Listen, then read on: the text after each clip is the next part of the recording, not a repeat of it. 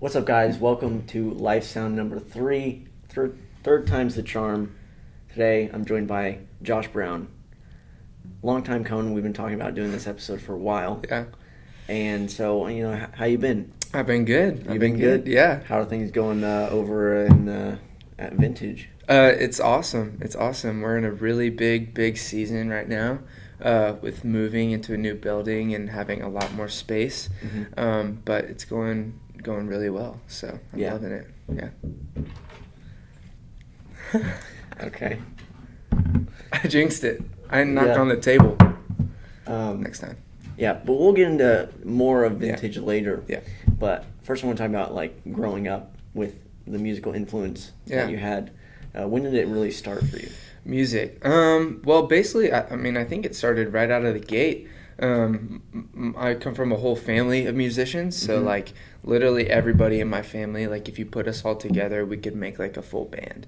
Wow. So I always grew up with my grandma playing piano, my dad hopping on a guitar, and my aunt singing along, and then I could figure out how to play on a chair or something like that. And then I think going into high school is when I really started picking up instruments and trying to learn stuff.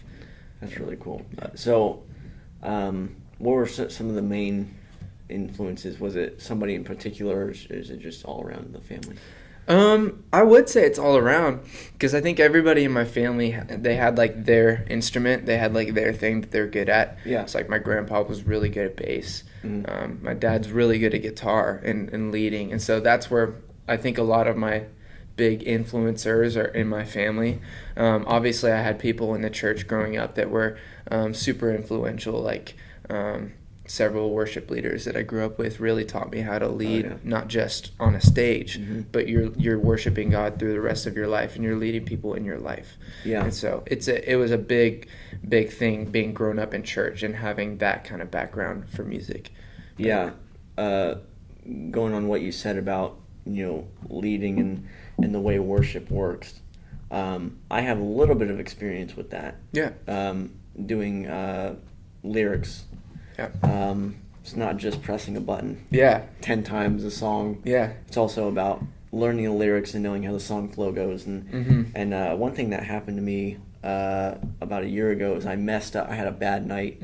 I kind of messed up a lot of lyrics, and I felt really bad. And the reason I felt so bad is because I'm helping people worship. And I felt like I didn't do my job. Yeah.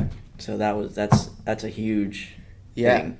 Yeah. There definitely is a lot of pressure, I think, because as really wherever you're sitting, especially kind of in worship production area, there is a responsibility there that you're helping cater and create that atmosphere in that moment for somebody who's never connected with Jesus to connect with Jesus right there. Absolutely. And so there is a lot of pressure. So I totally get that. Yeah. So what were some of the main instruments that you learned? Was it? I think the first one that I really started learning was bass guitar.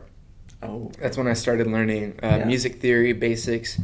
And the first time I ever led worship was actually on a bass, which was weird. I was playing bass and singing, which is never happened. That's weird. Yeah, it's super weird. But that's where I started, because that's what my church needed. And then after that, I started learning piano. I practiced 40 minutes every morning, my freshman year. Yeah. And just looking at YouTube and screenshotting chords. Yeah. And saving it to my photos so that I could just swipe through and learn the chords.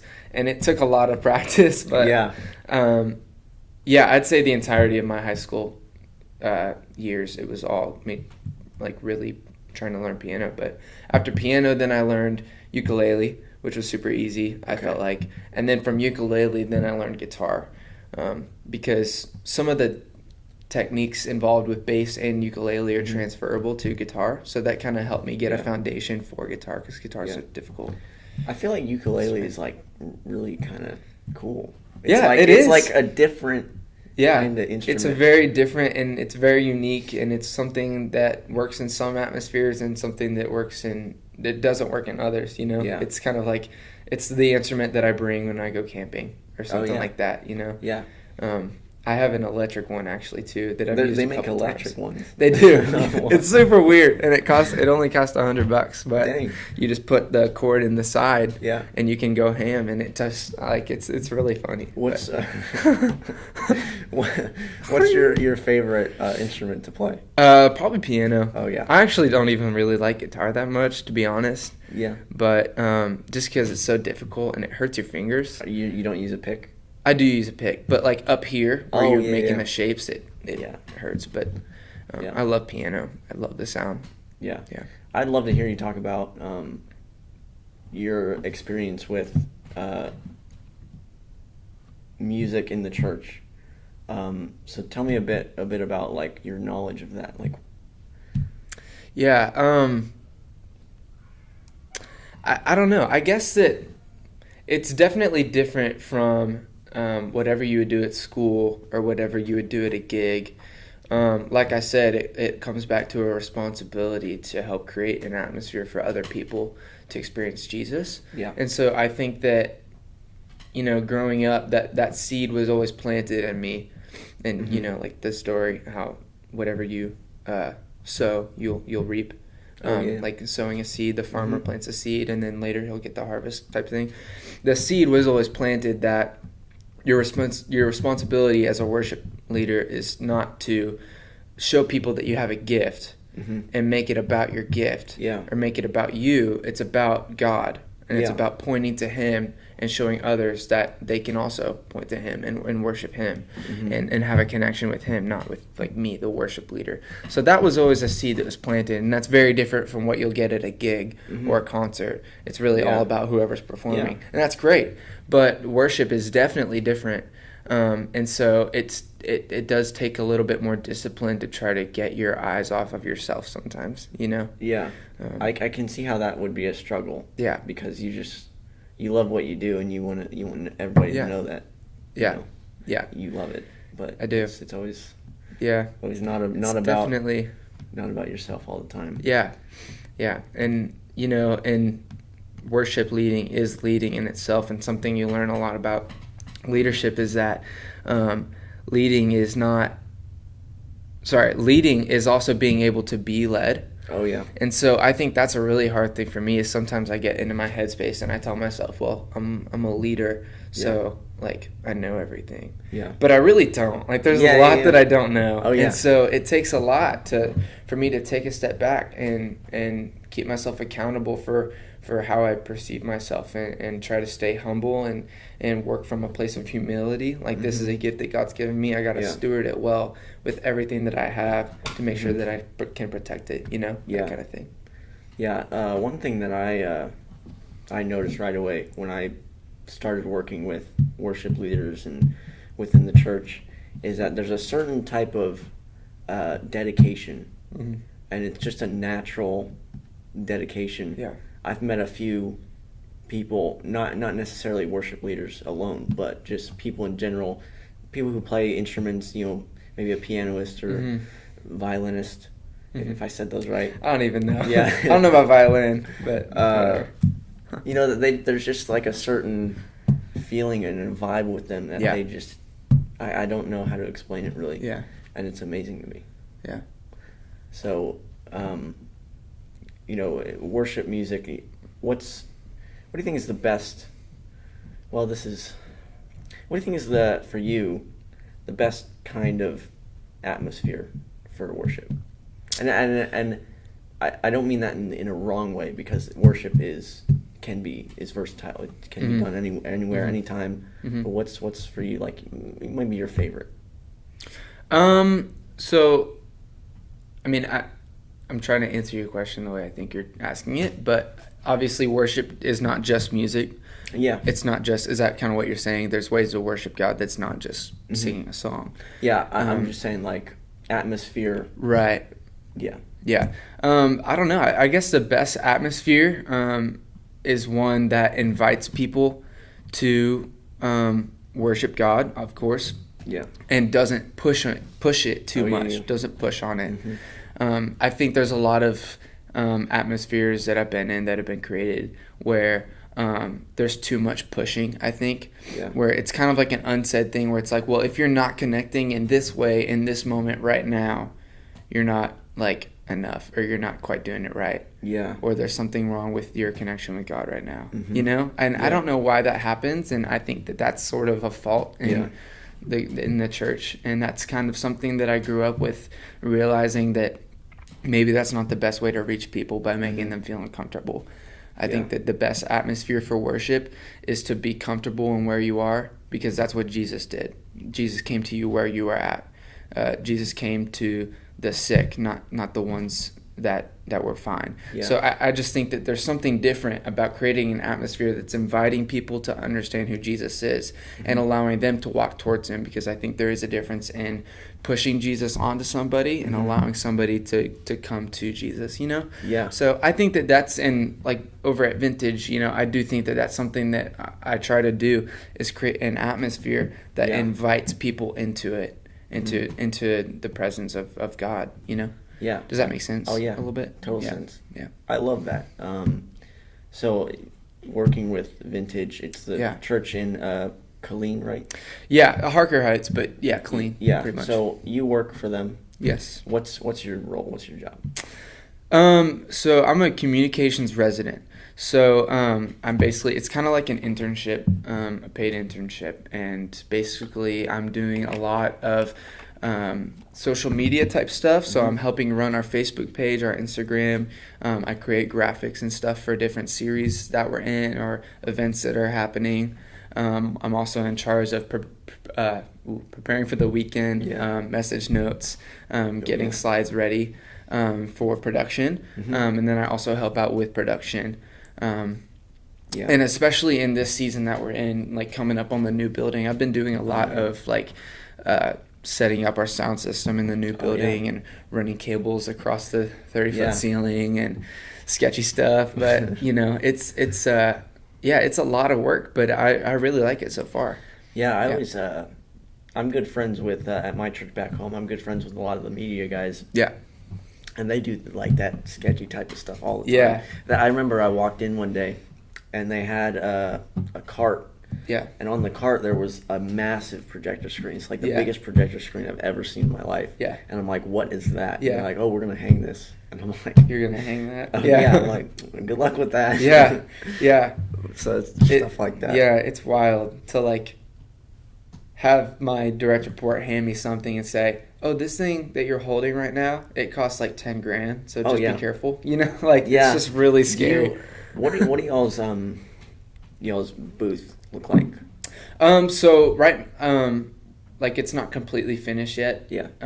Is Is it outside or not? Well, so I guess for a picture perspective, the one my church back home, you have the worship center and then you have a glass window, and then in the back, away from all the action, you have where all the slides and graphics go down, and then in the front there's the sound and lights. So is it like that or is it different? No, so right now it's just kind of a little blocked off area in the back of the auditorium, and just basically you'll have, I think, 4 or 5 people in there at once, and so basically you have one person running sound, one person running slides for worship for the message, one person running lights, and then one person running the video, holding the camera and following. So that's just kind of the setup for now. The original plan was to have, because we've been doing live streaming for our services, but I think we're actually going to hold off on that for the first few weeks. Yeah. But we have a side production room as well, where some more of that stuff done and more editing is happening there, but that's more during the week. Do you guys have an online functionality, like an online service? Yeah, you can join in on Facebook. So we do live stream, but it doesn't stay there, I guess is what I'm saying. So it's a VOD? Yes. And then it disappears after a certain amount? Okay. Exactly. Yeah, my church does something like that. Yeah, so that's what we got for right now, and that's why it's really important to have somebody on the camera moving things around. And then we have somebody in the production room who's actually on the Facebook account, watching how people are interacting with it, commenting back and saying, hello, welcome to service today. How are you guys? Yeah. So that's kind of happening in the meantime. So we do have an online presence during the mornings, but yeah. That's super cool. I'd love to have that job where I just sit there and reply to people. Yeah, it's a volunteer thing. We have one volunteer that comes in each service and does that, and it's a nice gig. Yeah. Yeah. Is it mostly social media that you do? Honestly, right now it's just more labor, like just working. Okay. Yeah, because of the new. Yeah, just because of the new building. Okay. Once we get into the building and things become a little bit more lax, I think it will be more computer graphics. Yeah. And editing. I'm also responsible for uploading and editing the podcasts that we put onto our app. Mm-hmm. So, yeah. Nice. Yeah. What's the app name? It's Vintage Church. I don't know. It's like blue and it has like a white V, our logo on it. Okay, I'll try and find it, screenshot, and put it on the screen. Yeah. If I do find it, sweet. It'll be right here. Boom. Yeah, there you Perfect. So yeah, I think what you do is really cool. I knew you worked there, but I remember we had a conversation the other day. Maybe not the other day, but maybe a week ago. And you mentioned a little bit of what you do, and I was really happy for you. Yeah. And excited because I was like, that's so cool. Yeah. So being in kind of media within church, would you say we're not as from the general public, and this is something that I've thought of for a while. Yeah. The general public doesn't really realize how much work there is. done. Yeah, there is a lot. Yeah. Yeah, there's a lot of behind the scenes stuff. And a lot of that behind the scenes stuff is just to make the experience for people to connect not just with God in a service, but connect with the church and realize what we're about. Everything from having the lights come up at a specific time in a worship set, or having a certain video come in at this certain time, or having a keys player come up at the end of the service to help bridge the gap between the end of the message and the release. It's just little stuff like that that really makes a big difference in a service. And a lot of people don't realize that at first, but once you really take a step and you start to get yourself involved with serving and seeing how all the pieces connect, it's really cool, and you start to realize, whoa, this is awesome. I think I have so much, since going through all of that throughout high school, I have so much more respect for services, and I noticed the little things, like the lyrics and maybe some of the lighting. And it's kind of weird because I have a different perspective. Yeah, I think both of us do. When you're just involved in that for the majority of your life, you know, because I've always I started running slides when I was 11. Oh yeah. So I've noticing the little things in a service is what I've been trained to do. So I typically notice it more, and it's more of it inclines me to make more of an effort to make sure that we're hitting them all, So, and I think that would be the same for you. What was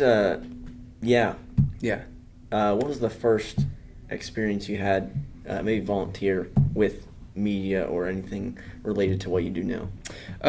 So when I was a kid, I grew up in a church called Church of the Hills, and we had a first through fourth grade room. And in that room, it was tiny. It was maybe the size of this room, and we would have 20 kids in there. And we had 2 screens, and I remember the lyrics, they were yellow and the background was blue. It was the worst color. It was the default, I think, and it was so bad. Dude. And it was Comic Sans, and it was so disgusting.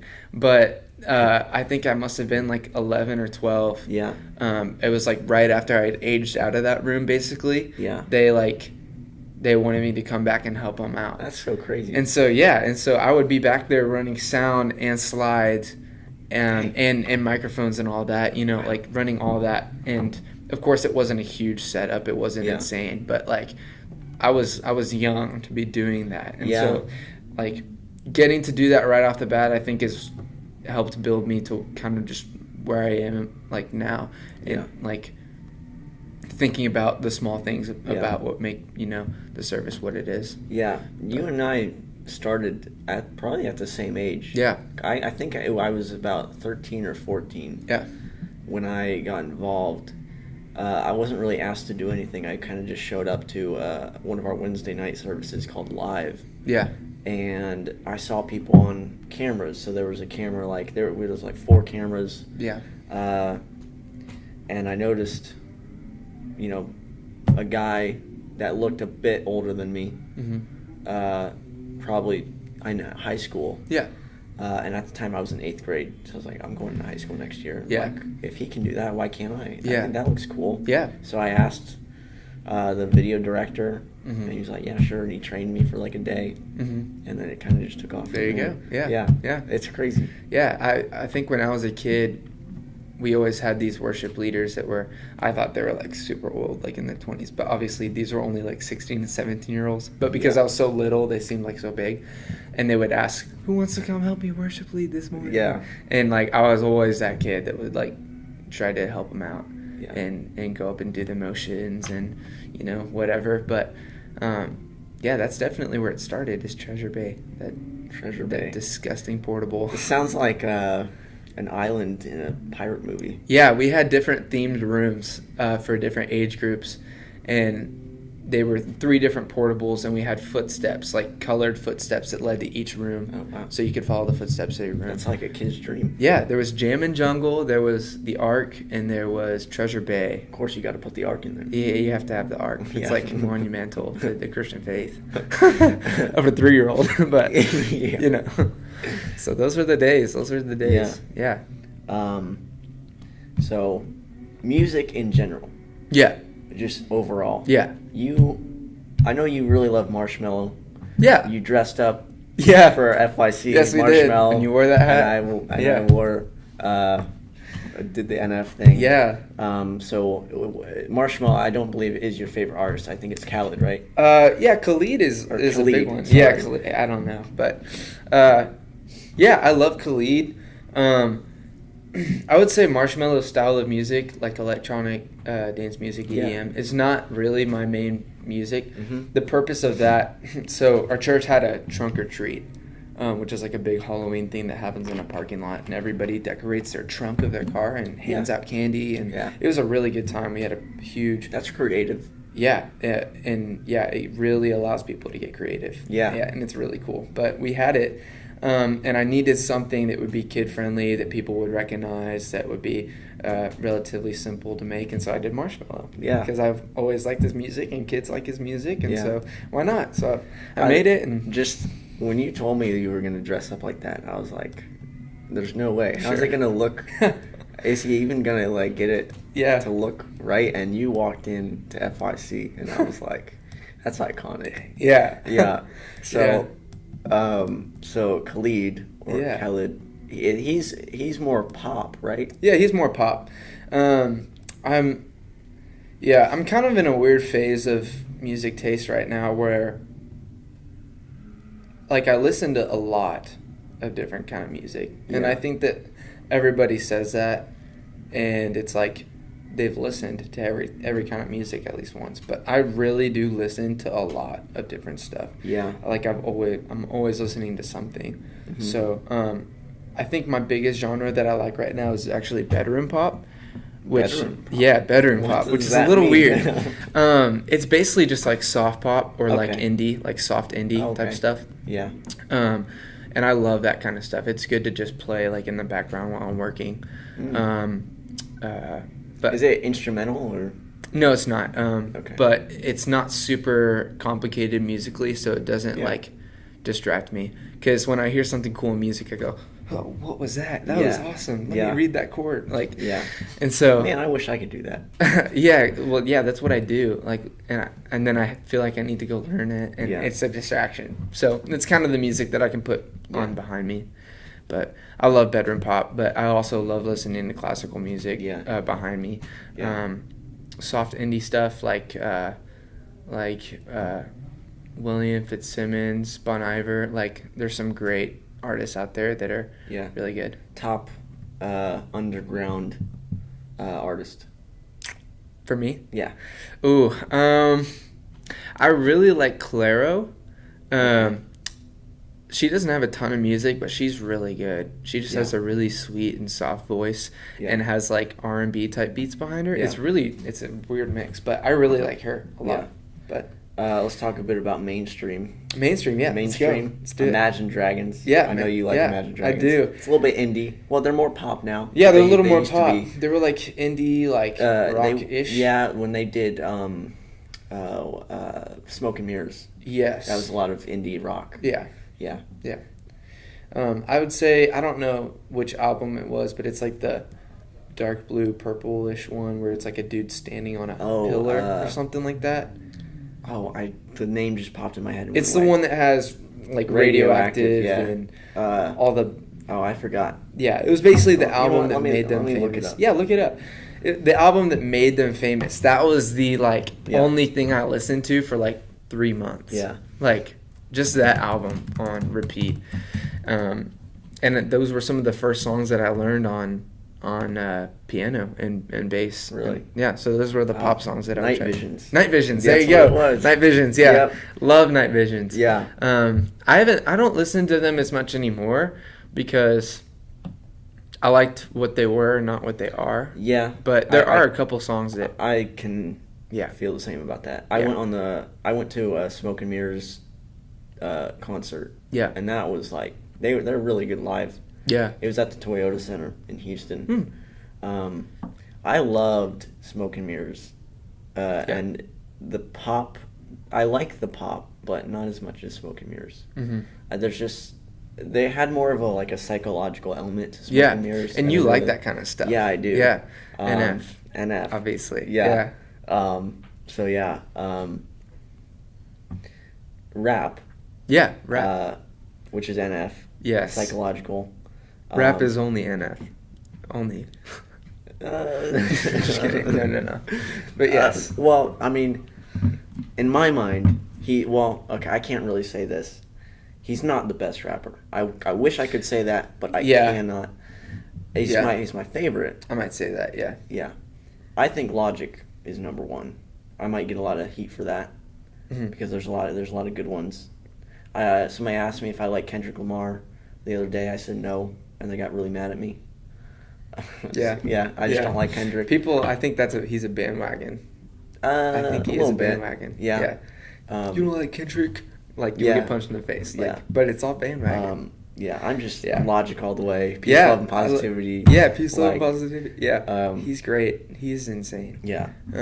I would say the best rapper of all time, even though I'm not a huge fan of him, is probably Eminem. Yeah. I don't listen to a ton of Eminem, but a lot of the stuff that I have heard, and I've shuffled through his albums. Yeah.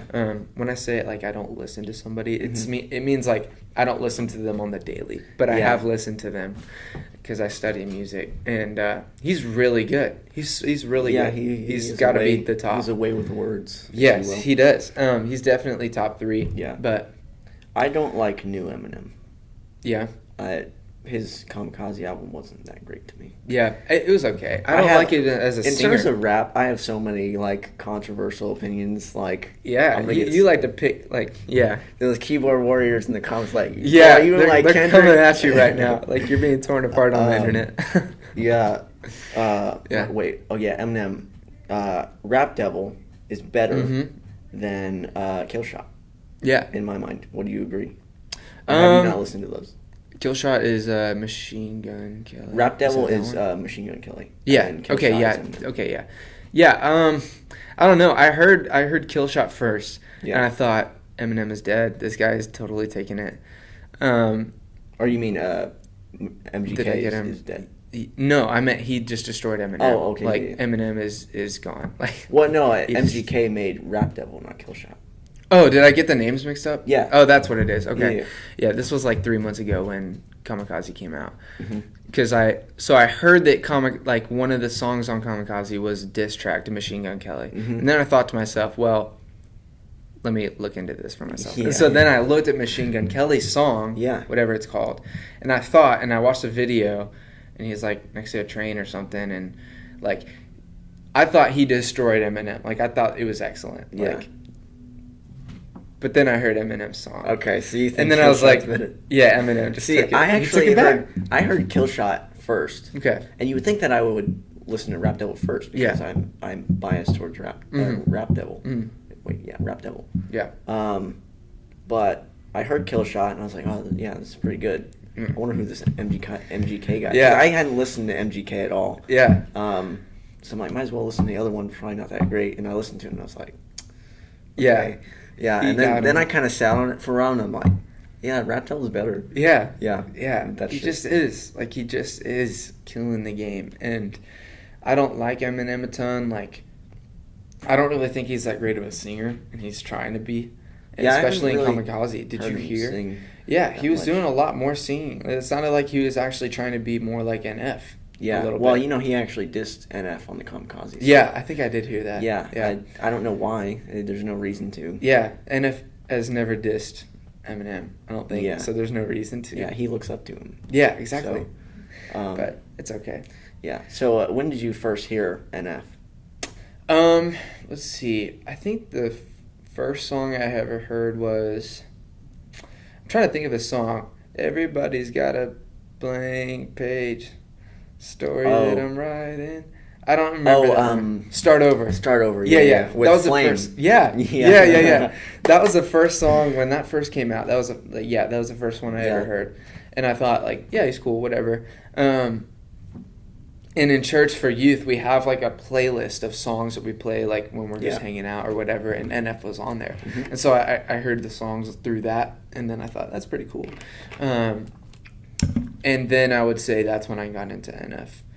Just hearing him a little bit at church and a little bit in the past, and then I figured out, okay, this guy's actually really good. And so then I just started listening to Perception a ton. This was right when Perception came out. I'm a bandwagon fan. I didn't like him right at the beginning like you did, but yeah, I thought he was great. And so a friend of mine was a huge NF fan, and so we both went to one of the Perception concerts over in Austin.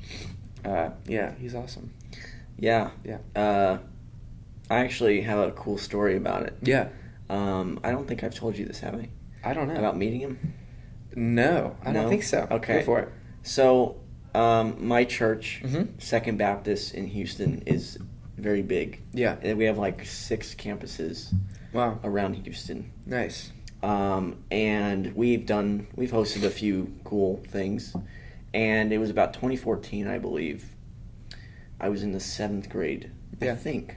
Or 8th grade, I don't know. I'm terrible with time. Yeah. But they said, "Oh, we're gonna host a EP release party for this rapper." Cool. And I was like, "Oh, okay, whatever." And at the time, I hated rap. I was like, "That rap is stupid. Yeah. I don't want to listen to it. It's of the annoying." devil. Yeah, it's of the Witchcraft devil or something. Yeah, because canceled this there's in the nothing name of the Holy that Spirit. appealed to me. I just Yeah.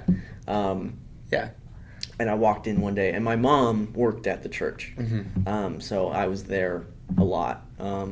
So I walked in, and he was rehearsing. It was like the day before, or maybe the day of. I don't know. So I walked in, and he was performing All I Have, rehearsing it. And I was standing at the door. I was like, okay, it's got a little bit of jump to it. Yeah. I'm like, okay.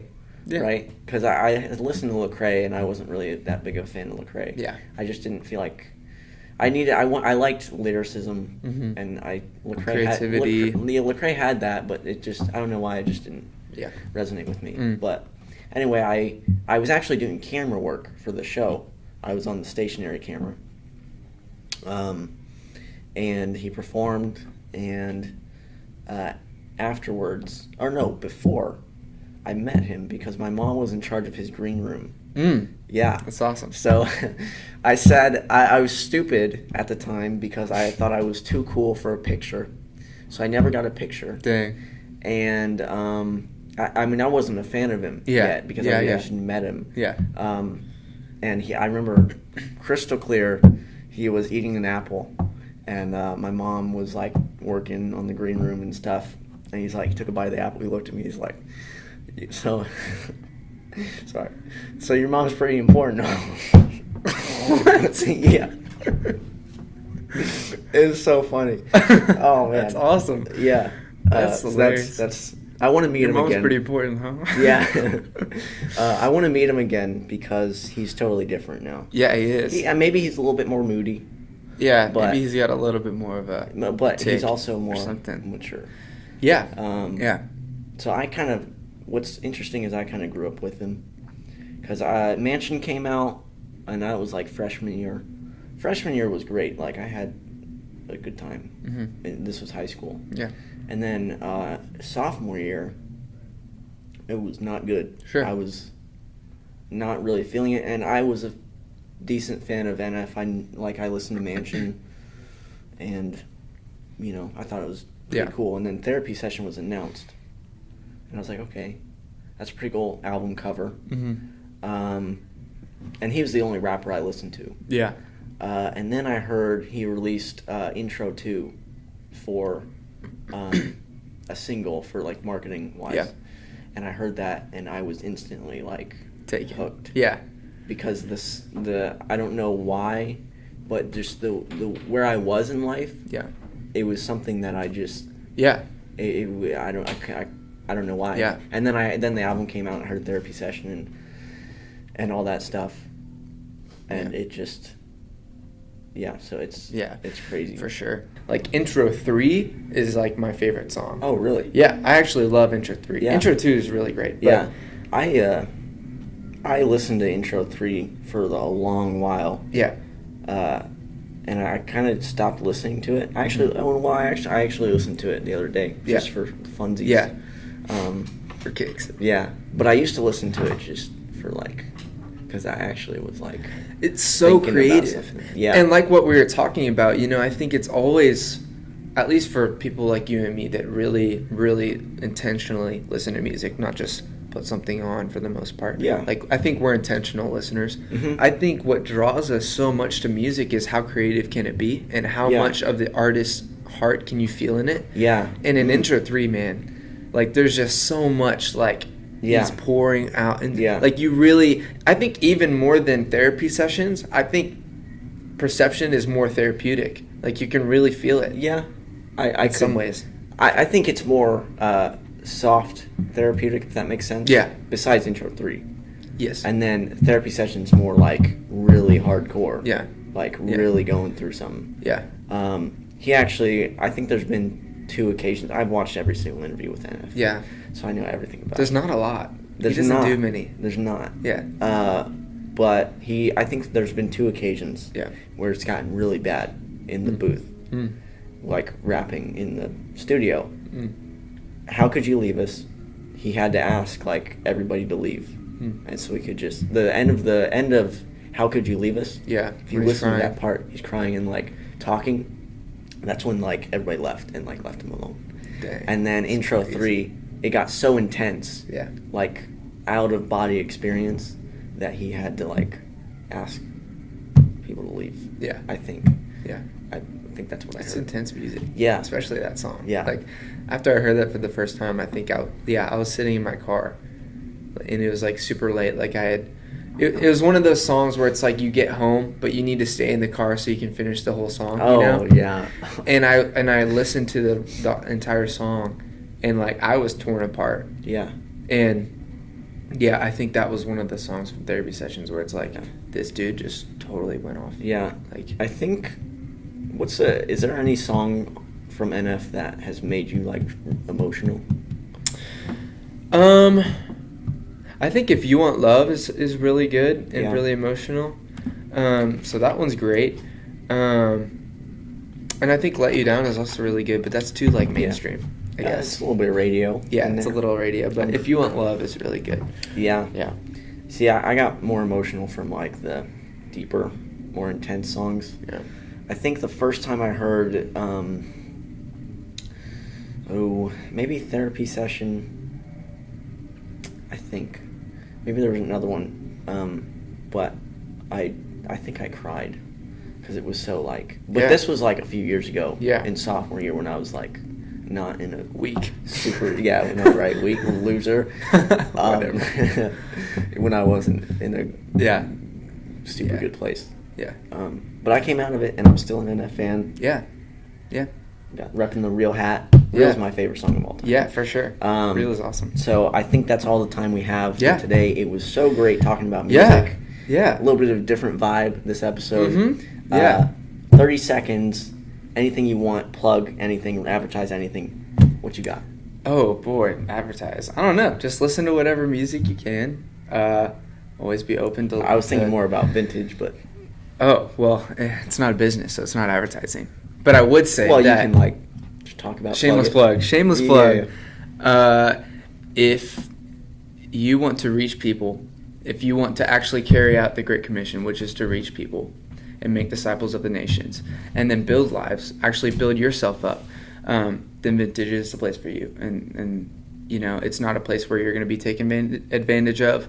It's not a place, like I said, where anything is pushed on you. It's about being invited. And so I'm making this an invitation for you to come see what we're about. And we got a sick new building, so you'll have to come check it out. But yeah, so in the app. Well said. Yeah. That was fantastic. All right. Thank you, sir. Thank you so much. We'll see you guys on the next Life Sound podcast.